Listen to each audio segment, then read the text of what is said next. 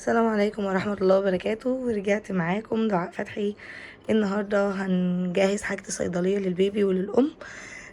بسم الله ما شاء الله، يعني المنظر قدامكم يخض، بس الموضوع أبسط ما يكون، لأن في حاجات أصلا مش كل الناس بتحتاجها.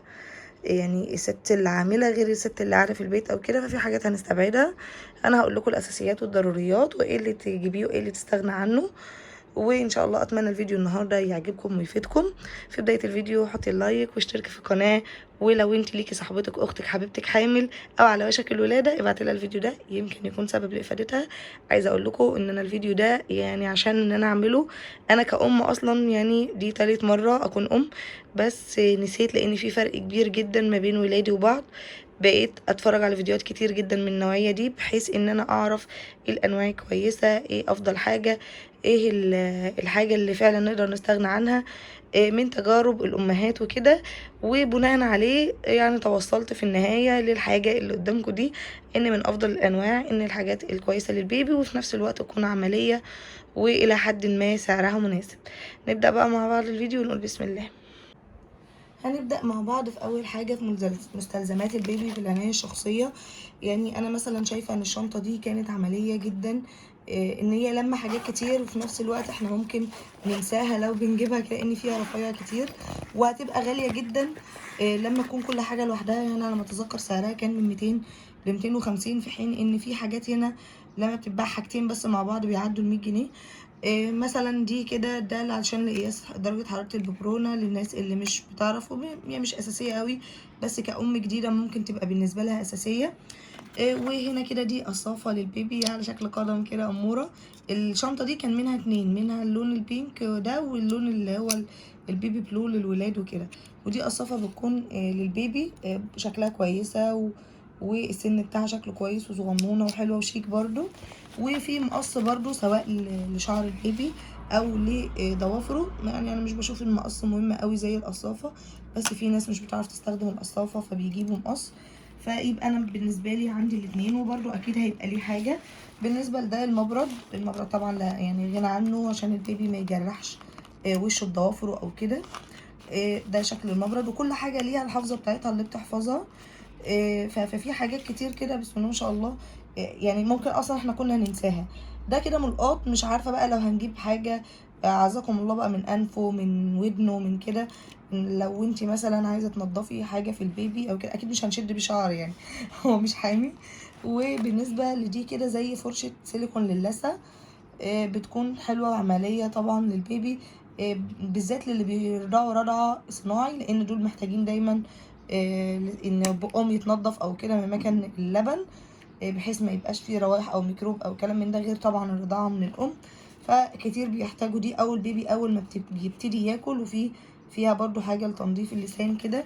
فهي عمليه جدا واستخدامها يكون كويس جدا. طبعا كان الحاجات دي بنقعد نعمل بصوابعنا، بس برضو مش بتبقى نظيفه قوي. هنا بالنسبه للفرشه بتاعه الشعر بتاع البيبي في البدايه، احنا بنحتاج كده فرشه حتى لو شعر صغير نقشر بيه القشره اللي في الشعر، او لتسريح شعر البيبي، بس نركز ان تكون ناعمه. هي دي بصراحه مش احلى حاجه، ومش يعني انعم حاجه جبتها يعني، بس لو جايباها فرداني اكيد هجيبها ماتيريال افضل من كده. لكن في المجمل هي الباكجنج كده على بعضها حلوه قوي.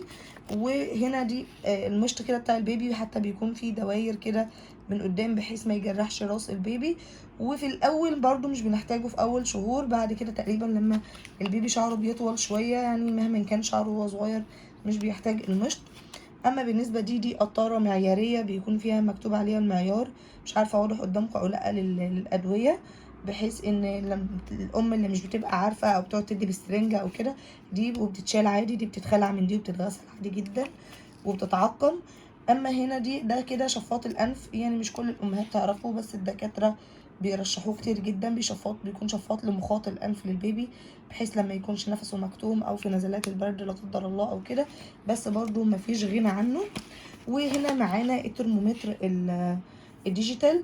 طبعا الترمومتر الديجيتال ده اهم احسن كتير من الزئبقي بالنسبه للاستخدام او كده. فهو شكله يعني واستخدامه يكون كويس جدا ومرن وكيوت كده وجميل، والارقام طبعا بتظهر هنا.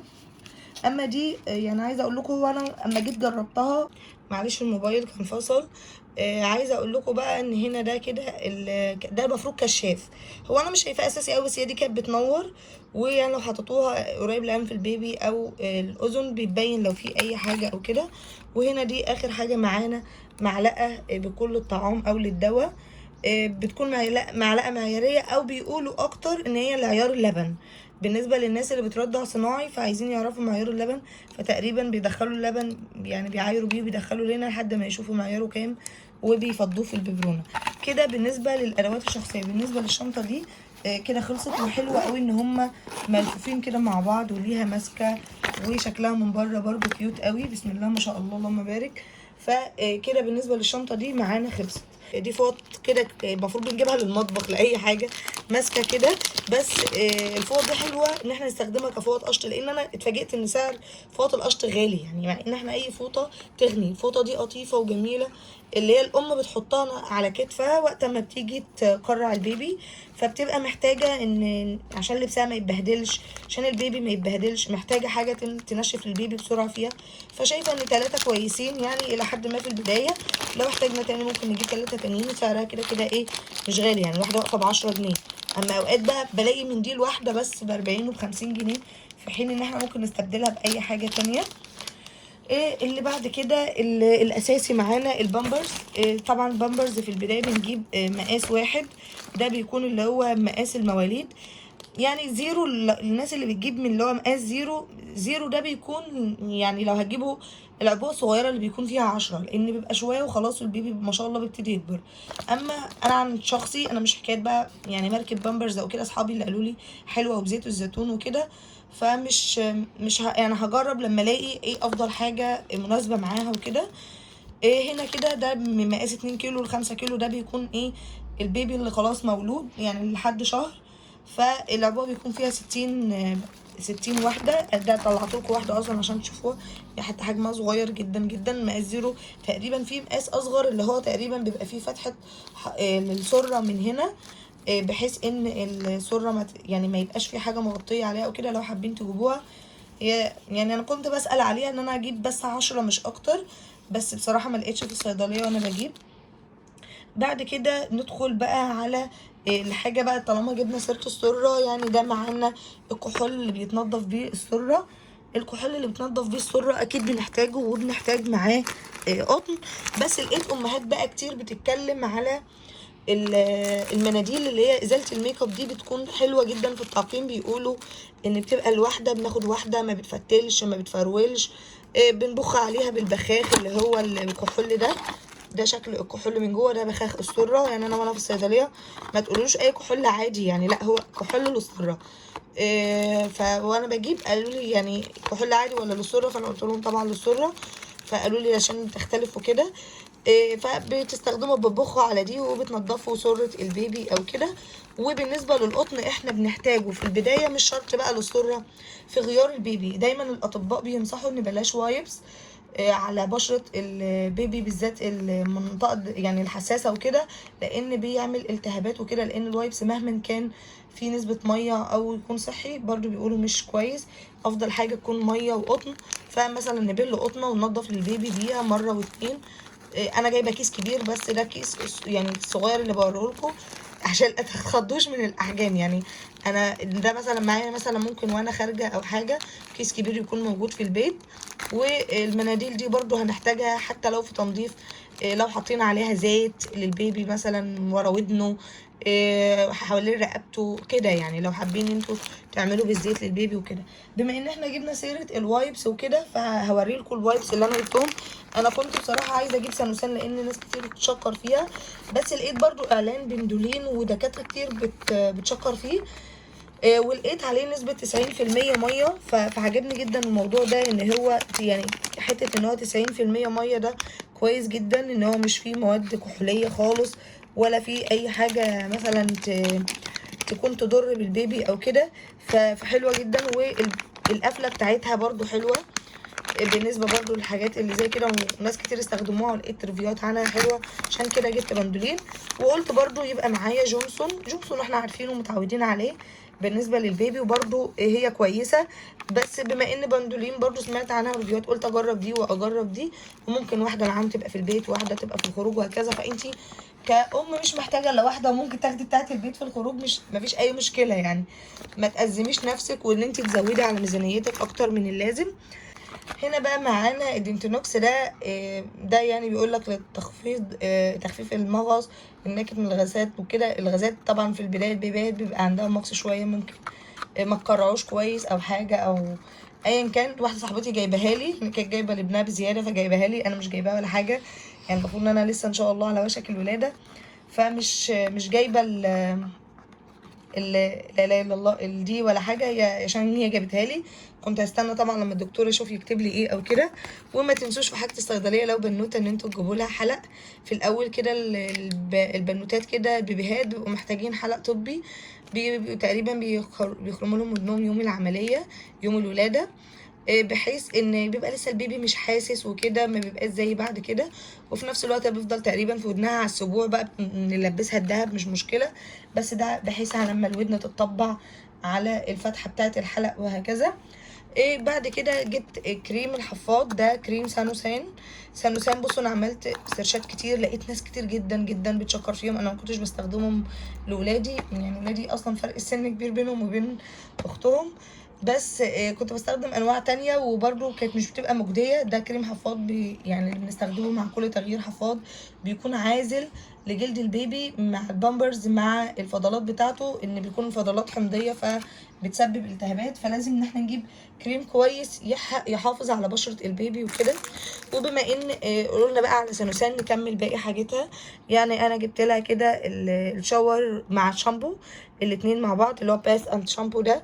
ده يعني الاتنين مع بعض بينفع للشعر وبينفع للجسم، وآمن جدا جدا جدا من الريفيوهات اللي سمعتها وشفتها بالنسبه للاطفال، ان مش بيحسس بشرة الطفل، وان مش بيبوظ الشعر ومش بينشفه، بالعكس من جونسون.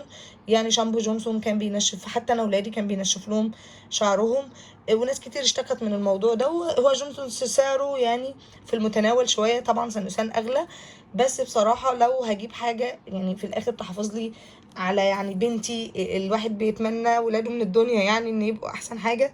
فالعبوه دي حتى هي عبوه صغيره بس بتكفي فتره كبيره جدا، يعني دي 200 مللي زي ما انتم شايفين، بتكفي فتره كبيره جدا. انتوا بتاخدوا ده هو نقطتين للبيبي بيغرقوه، يعني نقطه لشعره ونقطه لجسمه على الاسبونشه. حتى انا جبت هنا سبونشه كده على شكل سمكه، نقطه على الاسبونشه كده هترغي يعني البيبي مش كله، مش حجمه مش كبير، فبتفضل فتره كبيره. فما تبصوش لسعرها مقارنه هي بتخلص في قد ايه. وده كده اللوشن بالذات في الصيف بيكون مرطب وبيدي ريحه حلوه للجسم، وبيخلي البيبي كده منتعش كده وكتدليك. وفي نفس الوقت لو في الشتاء بيكون الزيت بيكون افضل. هنا الزيت جبت جونسون عادي مفيش فيه اي مشكله، وزيت جونسون محدش اشتكى منه، كويس الى حد كبير. بيكون بقى مرطب لاطراف البيبي ولجسمه، وبالذات كمان في الشتاء بينفع في الشتاء او في الصيف، بس طبعا ما بيتحطش على شعر البيبي اطلاقا، هو للجسم فقط. وان احنا نقدر ننظف بيه برضو ورا الودان وحوالين الرقبه عشان التسلخات او الالتهابات او هكذا. فبيكون ده الاستخدام، واللوشن ليه استخدام. وبالنسبه هنا ده الكولونيا كله قال اللي هي الموف دي احلى حاجه، بس انا بصراحه وانا بجيب ما لقيتش الموف. شميت دي اللي عجبتني جدا، اللي هي الزرقاء دي من الاختيارات اللي كانت هناك، فجبت اللي هي دي. هي كان بس ناقصها يبقى ببخاخه، لان موضوع ان هي من غير بخاخه ده ضايقني شويه، بس قلت يعني عادي مش مشكله، كده كده احنا بنحطش للبيبي وهو لابس مباشره، بنحط على لبسه قبل ما نلبسه عشان ما يتحسسش من اي روايح او كده. وما تنسوش بقى تجيبوا صابونه ديتول، برضو تبقى معاكم لايديكم، بتغسلوا ايديكم، بتغسلوا حاجه خاصه بالبيبي، اي حاجه تعامل هيبقى مع البيبي. احنا يعني في جو كله ميكروب اصلا وكده، فعايزين نحافظ على مناعه ولادنا وصحتهم بقدر الامكان. كده احنا شفنا كل دول. لسه معانا هنا جبت المخده دي لقيتها طريه. في الاول البيبي مش بينام على المخده اصلا عشان رقبته، بس هي بتتحط كده ان راس البيبي تنزل فيها، هي مش زي ما انتم شايفينها كده. يعني هي دي يعني رقبه البيبي تبقى هنا والراس نازله، هي بس بتظبط دماغ البيبي ان ما تجيش يمين او شمال توجعه او هكذا. وبعد كده بقى لما البيبي بيجي ينام بتكون حلوه ان نافوخه او دماغه عموما تبقى مرتاحه في الوضع ده، ما تبقاش الراس بتنحل من مكان النوم على الظهر. هي حلوه عشان موضوع النوم على الظهر ده ان البيبي ما يبقاش دماغه محكوكه قوي في الجزء بتاع يعني المكان اللي هو نايم عليه، الشعر بينحل من ورا والراس بتتطبق كده شويه، تتبطط. ما تخافوش من كلمه تتطبق دي. فكده تقريبا احنا الى حد ما لسه في حاجه البيبي حاجه ممكن تكون اساسيه للبعض وغير اساسيه للبعض. انا هنا جبت بيبروني شيكو، انا جايباه هنا حجم كبير، هفهمكم برضو ليه. حجم اللي هو الوسط مش الكبير قوي، اللي هو مقاس 2 كده. الببرونه دي بتكون النيبلز بتاعتها نفس النيبلز بتاع الام بالظبط، وبتكون ملمسها الى حد ما. وبالنسبه للرضاعه ما تكرهش البيبي، بالذات لو بيرضع مع الام رضاعه طبيعيه او كده. انا بالنسبه لي الحمد لله برضع طبيعي. ف انا ليه جايبه ببرونه اصلا، وانا يعني جو الاعشاب اللي في البدايه والجو ده غلط جدا، دكاتره كتير حذرت منه، فبلاش موضوع الاعشاب وكده. انا جايباها عشان لو شفطت لبن او بحكم شغلي او كده محتاجه ان انا احط للبيبي فيها لبن للرضاعه يعني من لبني. لكن لو انت طبعا بترضع صناعي واكيد انت حاولتي اكيد ترضعي طبيعي، وكل واحد بيبقى له رزقه. او انت ده اختيارك ايا كان. ببرونات شيكو بعد بحث طويل لقيت شيكو وايفنت احسن حاجه.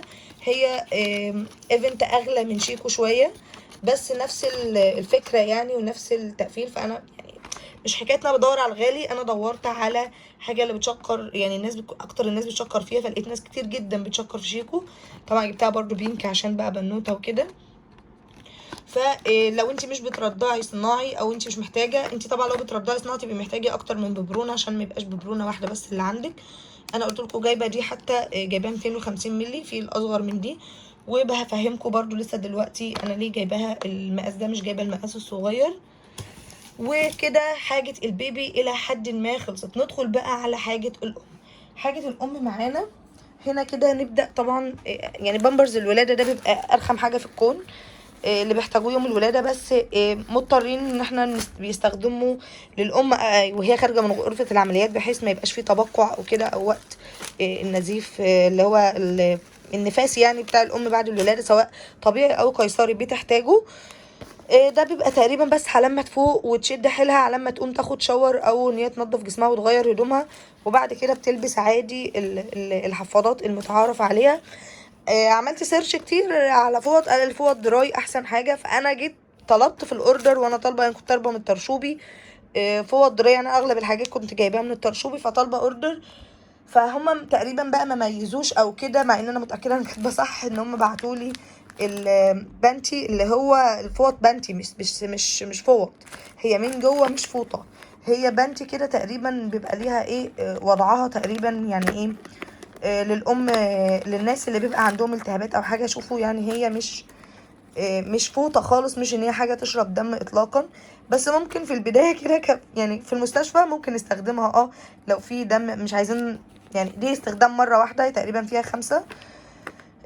تستخدم بقى مع الفوط نفسها. طبعا ما رجعتهاش بقى ولا حاجه، سبتها. بس مش دي المقصود بيه، هو انا اللي انا اقصده فوط زي دي. بعد كده جبت دي من مكان تاني ما لقيتش دراي بقى، جبت دي. ده برضو للولاده، بتكون مخصوصه عشان بتكون قطنيه وبتكون حجمها كويس، وبتشرب اعزكم الله يعني الدم اللي بيبقى بعد الولاده كتير، فبتكون حلوه فيها 10 كده، فتقريبا بيكفوا. ولو احتاجنا تاني نجيب تاني، بس الاساسي معاكي ان انت يبقى معاكي واحده من دي. وزي ما قلت لكم دراي الناس كلها كتير بتشكر فيها، فلو حابين تجيبوا نوع دراي بس ما تغلطوش غلطتي يعني وتقبلوا بالبنتي كده يعني. وبيكون بتحتاجي معاكي بقى مناديل.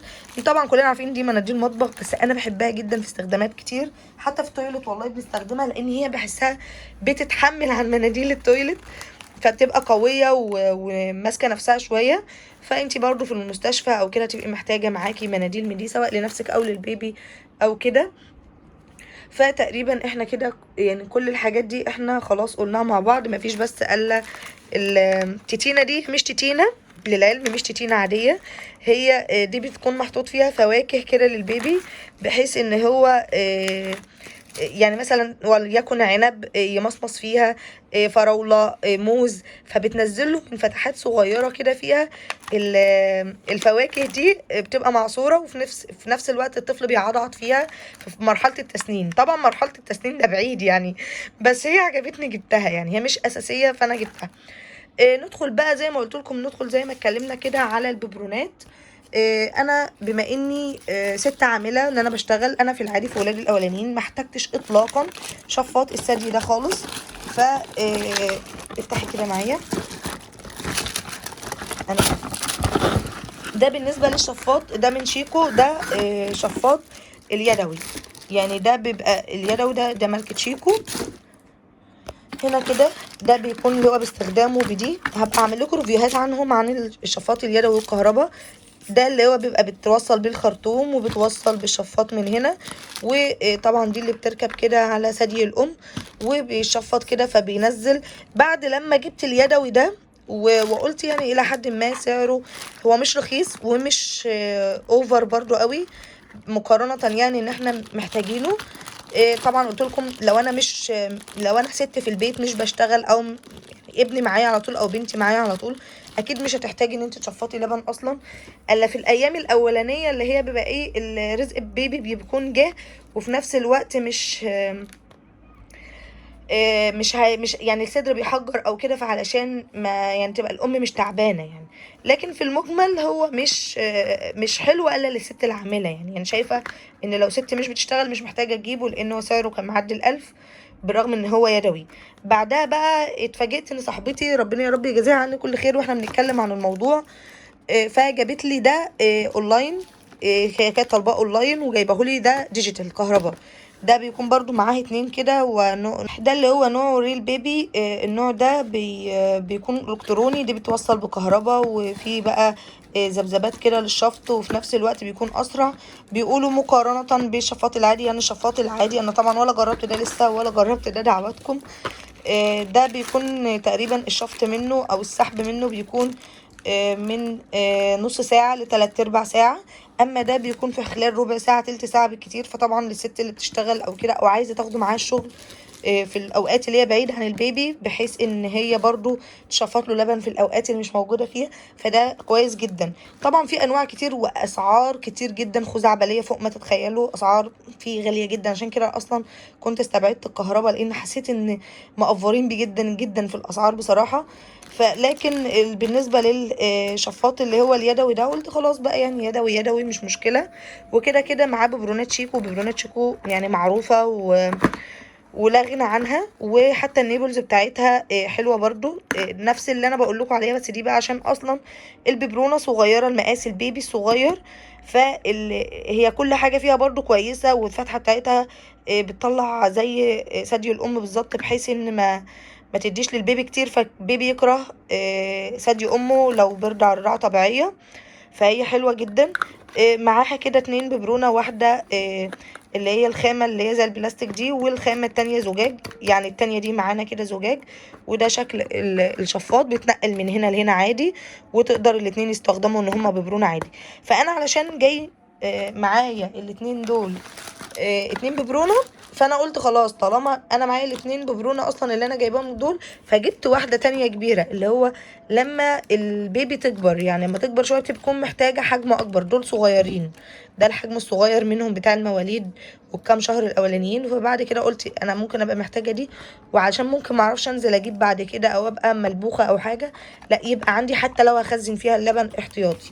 لكن اللي جايين مع الجهاز الالكتروني ده للاسف ولا ليهم غطا ان هم نعتبرهم تخزين، ولا جاي معاهم نيبلز حتى نقول ان احنا نستخدمهم للرضاعه. فده يعني ده الحاجه الوحشه اللي ما عجبتنيش فيه. وبعد كده بعد استخدامي لده ده اتمنى ان انا بعد كده ابقى ايه، يكون عندي الوقت ان انا اعمل لكم ريفيو عن الاتنين واقول لكم بعيدا عن الماركات على فكره الالكتروني واليدوي. كنا هننسى دي كده وظبطتها كده في مونتاج الفيديو، ان دي طالما انت جايبه ببرونه او جايبه اللي هم شفاط ده او كده، ما تنسيش ان انت تجيبي فرشه تنضفيها بيهم. يعني دي فرشه للنيبلز تنضف النيبلز كده من جوه، ودي فرشه للببرونه نفسها، فدول يكونوا مخصصين للببرونه فقط. يعني انت لو عندك واحده في البيت بتاعه الازايز ما تحطهاش في الببرونه، دي حاجه ودي حاجه. خلي حاجه البيبي مستقله بذاتها كده لوحدها، بحيث ان تفضل حاجه متعقمه ونظيفه دايما. دي حاجه علشان ايه؟ ان احنا ما ننساهاش. وبكده ان شاء الله. بالنسبه للمناديل طبعا ما ننساهاش. المناديل اللي هي السحاب العاديه دي بنحتاجها في المستشفى، بنحتاجها احنا كده كده ما بنمنعهاش من البيت، بس وانتي في المستشفى او حاجه برضو هتكون ان انتي محتاجاها لوشك لاي حاجه. كانت واحده صاحبتي برضو جايبالي اللي هي التتينه دي. التتينه دي ماركه شيكو. هي جابتها لابنها بس ما اخدهاش، عشان كده من غير علبه عقمتها وبعتتها لي، وانا لما ابقى اجدها لها معقمه. فعشان هي بعتت لي التتينه، انا في العادي مش بحب اصلا البيبيهات تاخد تتينه اصلا، بس يعني طالما هي موجوده بقى جبت لها بقى عليها دي اللي هي سلسله اللي بتمسكها عشان طبعا تقعش من بقها وتقع على الارض وتتلوث كل شويه والكلام ده.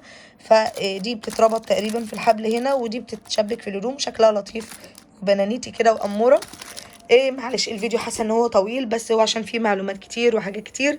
اتمنى هو يكون فاتكم، واتمنى تكونوا عرفتوا الاساسيات ومن اللي مش اساسيات. زي ما قلت لكم، انتوا لو انت بترضعي وقاعده في البيت مش محتاجه شفاطات اطلاقا، وهتوفري مبلغ كبير جدا، ولا محتاجه الببرونه، لان الببرونه برضو بمبلغ. فكل ده انت مش محتاجاه. بالنسبه لمثلا الوايبس، هاتي اللي انت هتستخدميه. هاتي الاول على قد ميزانيتك العلب اللي بتكون صغيره شويه، مش شرط العلب الكبيره، مع ان العلب الكبيره موفره مع المدى. بس مثلا يعني ان انت بحيث ان انت يعني تيسري الامر على نفسك. لو بالنسبه لك سانوسان سعره غالي، البدايل كتير جدا، تقدري تدوري برضو على حاجات بدايل. جونسون كويس، بس ما تحطوش على شعر البيبي، ما حدش اشتكى منه على جسم البيبي، بس كشامبو للشعر ما ينفعش. لكن ده حلو، اللي هو الباس انت شامبو ده حلو جدا للشعر البيبي والجسمه، مش بينشفه. ويعني ده نتيجة ريفيوهات كتير. اتمنى حصيلة بقى فرجتي على الفيديوهات الكتير تكون عجبتكم. واتمنى يكون الفيديو مفيد. ما تنسوش تعملوا بقى شير وتبعتوا الفيديو لاصحابكم واخواتكم الحوامل، ولاي واحده على وشك الولاده او بتفكر لسه تجيب بيبي. ان شاء الله اتمنى الفيديو يفيدكم. انتظروا بقى فيديو شنطه المستشفى. مع السلامه.